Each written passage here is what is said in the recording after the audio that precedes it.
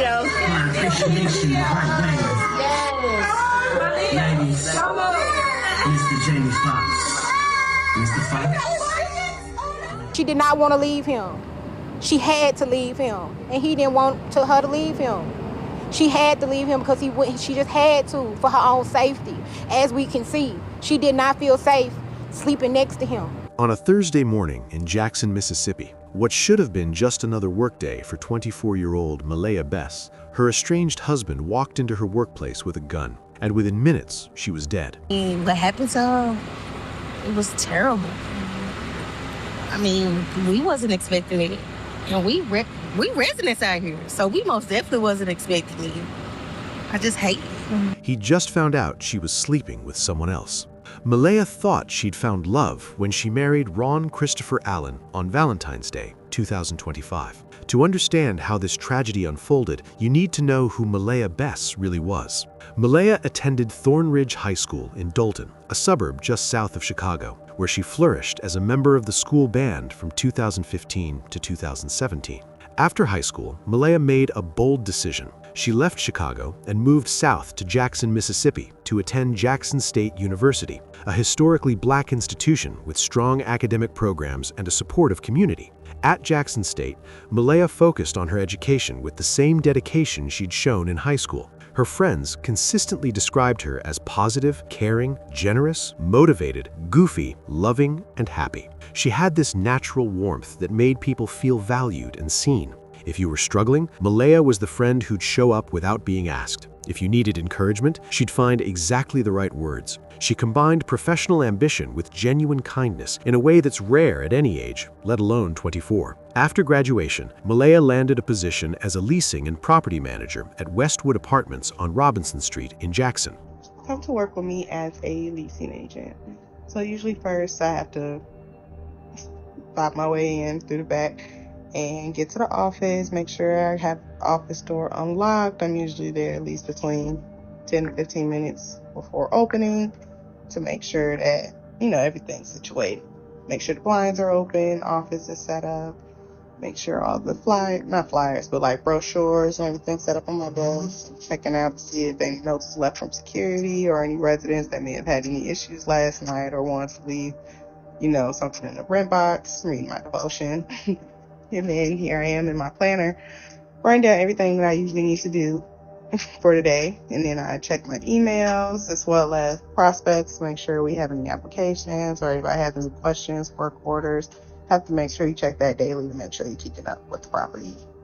And then here we got a move-in today. I'm talking with maintenance to go over if we had any work orders or any move-ins for make-readies, punches, anything like that. And I also had a tour today showing one of our beautiful one-bedroom units that we have available. It's up to my favorite. The job suited her perfectly. She was mature beyond her years, career-driven, and excellent at managing the daily operations of the complex. Residents loved her. Malaya, she was sweet, understanding. I mean, she had the heart of gold, basically. If you didn't have it, she understood you didn't have it. She gave grace. She understood. She understood that people faced struggles, that life threw unexpected challenges at everyone, and she approached her work with empathy and patience. When someone couldn't make rent on time, Malaya worked with them. When maintenance issues arose, she followed up personally to make sure they were resolved. She wasn't just doing a job, she was building relationships, creating community. Then there was Ron Christopher Allen. He was 52 years old, a father of 3, with a troubled past. The age gap alone raised eyebrows, 28 years separating them, but Malaya seemed happy in those early months.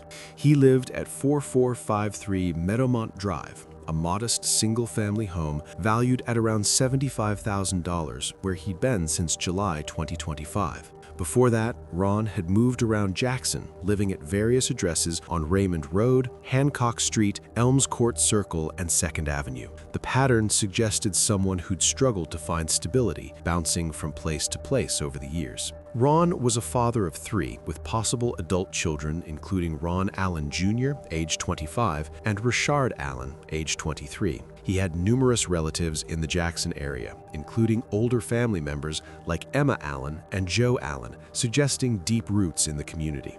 But Ron's life had been marked by personal struggles. He had a prior DUI conviction that landed him on a payment plan he couldn't maintain.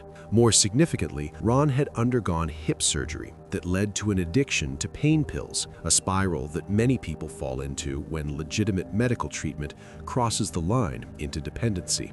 To address this, Ron completed a 28-day rehabilitation program in New Jersey, reporting that he'd been sober since July 3, 2025, just weeks before the shooting.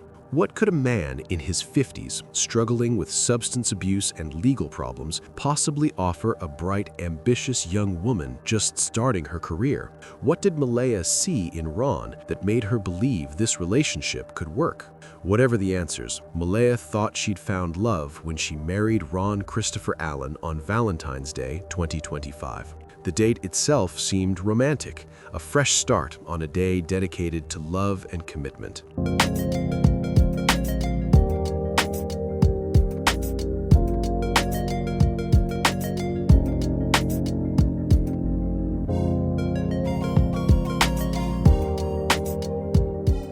Social media posts from Malaya confirmed the wedding, showing a woman who appeared happy and optimistic about her marriage. For those first weeks, maybe everything seemed fine. Maybe Ron was on his best behavior, showing Malaya the version of himself he wanted her to see. Or she genuinely believed they could build a life together despite their differences. But the fairy tale didn't last. Within months of exchanging vows, the marriage started crumbling. Ron became controlling, possessive, jealous. Malaya confided in her close friend, Manisha Simmons, that something felt wrong, that she didn't feel safe anymore. She did not want to leave him. She had to leave him, and he didn't want her to leave him. She had to leave him because she just had to for her own safety. The fear got so intense that Malaya couldn't even sleep in the same bed as her husband. As we can see, she did not feel safe sleeping next to him. She moved out of their shared home on Meadowmont Drive and into a friend's place, trying to create distance and safety. Ron didn't take the separation well. He started showing up at her workplace uninvited, watching her, making his presence known. The harassment escalated in the days leading up to July 31st, 2025. He'd appear at the leasing office where Malaya worked, creating an atmosphere of dread and tension. Her coworkers and friends noticed. Everyone could see the situation was dangerous, but no one imagined just how quickly things would spiral. The day before the shooting, Ron made an unexpected visit to the house where Malaya was staying. He was actually at my house yesterday on my couch. Sure was. And we talked, about them working the relationship out or whatever. And he left. It wasn't nothing alarming. I didn't feel anything. He sat on the couch, talked calmly about wanting to work things out, about reconciling their marriage. Her friend and roommate who witnessed the conversation said there were no red flags, nothing that suggested imminent violence. Ron seemed reasonable, even vulnerable. He left without incident, and everyone breathed a sigh of relief. But beneath that calm exterior, Ron was seething, because while Malaya had been living with her friend, trying to rebuild her sense of safety, she'd also started seeing someone new. Reports indicate she'd begun a relationship with a maintenance man who worked at the same apartment complex where she managed the leasing office. It's unclear exactly when Ron discovered this affair, but the timing suggests he learned about it shortly before showing up at her workplace on that fatal Thursday morning. What happened next would blow the whole marriage charade open. Just before noon on July 31st, 2025, Ron Christopher Allen walked into the Westwood Apartments leasing office. Just before noon Thursday, the Jackson Police Department and other agencies responded to the Westwood apartment complex, where 52-year-old Ron Christopher Allen barricaded himself in the leasing office. Inside with him was Malaya, the wife he couldn't let go. What happened in those initial moments remains horrifying. Christopher appeared in court earlier today for the death of 24-year-old Malaya Bess. Witnesses say they spotted the suspect at the leasing office Thursday, moments before he went inside and shot his wife multiple times. Ron shot Malaya 7 times, killing her almost instantly. The violence was immediate and brutal, and by the time police arrived, Malaya was already dead. The Westwood apartment community in Jackson was struck with tragedy Thursday after a standoff turned deadly. 12 News' Delisha Banks has more details about the city's 35th homicide of the year. Just before noon Thursday, the Jackson Police Department and other agencies responded to the Westwood apartment complex, where 52-year-old Ron Christopher Allen barricaded himself in the leasing office. Inside with him was his wife, who he is charged with to death. Her blood covering the office floor. Ron had made his decision, and nothing was going to stop him from carrying it out. But the nightmare wasn't over. Friends who'd been trying to reach Malaya called her cell phone, desperate to know if she was okay. Ron answered and told them exactly what he'd done, confirming that Malaya was dead. Ron then barricaded himself inside the leasing office, triggering a massive law enforcement response. It was also said that witnesses called Bess's phone during the incident, and Christopher answered, confirming her death. The brief standoff ended when Christopher surrendered to SWAT, who was also on scene. Police say he was covered in his wife's blood. Today, a resident of Westwood spoke highly of Malaya Bess's character, stating she was a kind-hearted person. The resident refused to disclose their identity on camera out of fear of their personal safety. The Jackson Police Department, Hinds County Sheriff's Department, Clinton Police, Byron Police, and Capitol Police all converged on the scene. Police said that Bess's husband, 52-year-old Ron Allen, surrendered more than 2 hours after the standoff began. Chief Joseph Wade said it took several surrounding agencies to arrest Allen. For over 2 hours, hostage negotiators worked to convince Ron to surrender peacefully. The entire complex was locked down, and residents huddled in their apartments, terrified, listening to the chaos outside. Finally, Ron gave up. The image was haunting, a visual representation of the violence that had just unfolded. Jackson Police Chief Joseph Wade praised his officers for their restraint and professionalism, noting that rushing in could have resulted in even more casualties. 35th homicide of the year compared to 71 this time last year. We've shown a drastic reduction in homicides, but again, this is domestic related. This is a husband taking his wife's life, then putting all of these other people's lives in danger, including law enforcement. Very sad day, but I'm glad that we were able to mitigate this situation without any further loss of life. Friends and family are mourning the loss of Bess. Those closest to her say the relationship had become dangerous, and now they're sharing her story in hopes of helping someone else. The community was devastated. Malaya, she was sweet, understanding. I mean, she had the heart of gold, basically. If you didn't have it, she understood you didn't have it. She gave grace. She understood. But I mean, what happened to her, it was terrible. Residents who'd interacted with Malaya daily were in shock. The woman who managed their apartment complex, who helped them with lease issues and maintenance requests, who always had a kind word, was gone. We wasn't expecting it. And we residents out here, so we most definitely wasn't expecting it. I just hate it. The day after the shooting, Ron Christopher Allen appeared in court before Judge June Hardwick. As for Ron Christopher Allen, he's currently being held with no bond. His next court date has not been set. In Jackson, Delisha Banks. During the hearing, details of Ron's troubled past emerged. He'd recently completed a 28-day rehabilitation program in New Jersey for pain pill addiction following hip surgery. He also addressed an outstanding DUI charge, explaining that he'd defaulted on payments because of his medical issues and substance abuse struggles. But none of that mattered to Malaya's friends and family. Legitimately cannot believe this. I will remember this day for the rest of my life.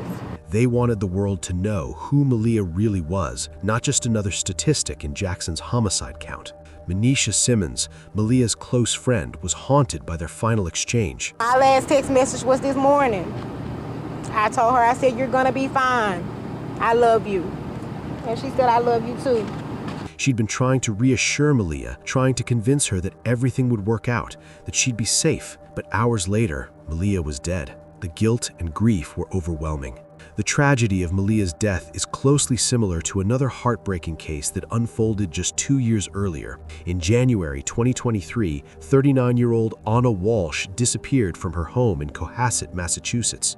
Like Malaya, Anna was a successful professional, a real estate executive, and mother of 3 who'd built an impressive career. Like Malaya, she was in a marriage with a significant age gap, 13 years separating her from her husband, Brian. And like Malaya, Anna had been planning to leave, expressing fears about her safety to friends in the weeks before her death. Brian Walsh killed Anna on New Year's Day 2023 during an argument, then dismembered her body and disposed of the remains in dumpsters across Boston suburbs.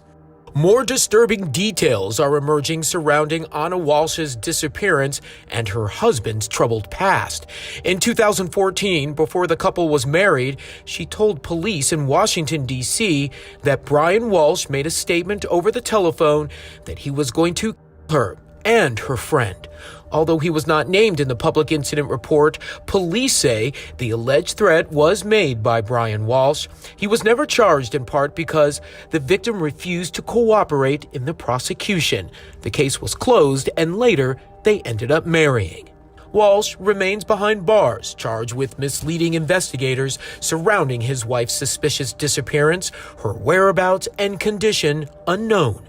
This as investigators are seeking answers. Major clues could come from the items law enforcement sources say were found in a trash facility Monday evening, a hacksaw, and apparent bloodstains on cloth materials. Forensic tests are underway. The question now, how long could it take to get the results? The investigation revealed Google searches on his son's iPad for phrases like "how long before a body starts to smell" and 10 ways to dispose of a dead body if you really need to. The calculated brutality was chilling. Brian was convicted in November 2023 and now awaits sentencing, likely facing life in prison. The parallels between these cases are impossible to ignore. Both involve jealousy over perceived infidelity. Anna's husband suspected she was having an affair with a colleague in Washington, D.C. Ron discovered Malaya's relationship with the maintenance man. Both women had tried to create distance from their husbands, recognizing the danger but struggling to fully escape. Both had confided in friends about feeling unsafe, and their marriages featured significant age gaps that many believe contributed to power imbalances and control issues. Research suggests that relationships with age differences over 10 years can increase abuse risks by 20 to 30% due to disparities in life experience, financial resources, and social power. But there's a crucial difference in how these cases unfolded. While Ron's violence was immediate and public, a workplace shooting that ended in a standoff, Brian's was secretive and methodical, involving cover-up attempts and lies to police. Ron surrendered within hours. Brian tried to hide his crime for days. Yet both men share the same fundamental problem that Jackson Police Chief Joseph Wade identified in Malaya's case. They couldn't handle their partners moving on with their lives. Bess's friends remember her as a mature, career-driven woman and a great friend. Simmons has a warning to those who may be in a similar situation. Manisha spoke directly to anyone watching who might be in a dangerous relationship, anyone who might be making excuses for a partner's threatening behavior. Even if you're not afraid, even if by every single shadow of a doubt in your mind, you think that that person would never do that to you, if they threaten you one time, take it seriously. The message couldn't be clearer. Both Malaya and Anna recognized something was wrong. Both tried to protect themselves by creating distance. Both confided in friends about their fears. But in both cases, it wasn't enough. The National Coalition Against Domestic Violence estimates that jealousy contributes to 20 to 25% of intimate partner homicides annually in the United States. That's thousands of deaths that follow the same pattern. I'm Rita Smith, Executive Director of the National Coalition Against Domestic Violence, or NCADV. The National Coalition Against Domestic Violence is the oldest national grassroots organization working to end violence in the home. The importance of reducing domestic violence can't be overstated. Our society suffers as a result of domestic violence in a number of ways. Financially, the cost to society every year is estimated to be over $5.8 billion, which includes healthcare and first responder expenses and lost wages. NCADV's work includes coalition building at the local, state, regional, and national levels, support for the provision of community-based programs for battered women and their children, public education and technical assistance, and policy development and innovative legislation. When NCADV was formed in 1978, there were only about 200 shelters for victims of domestic violence in the United States. A man who can't accept rejection, who views his partner as property rather than a person with autonomy, who chooses violence over letting go. What do you think about this case? Do you think a larger percentage of marriages with large age gaps end up the same way? Let me know what you think in the comments section. Click on one of the cards on your screen to see more videos like this.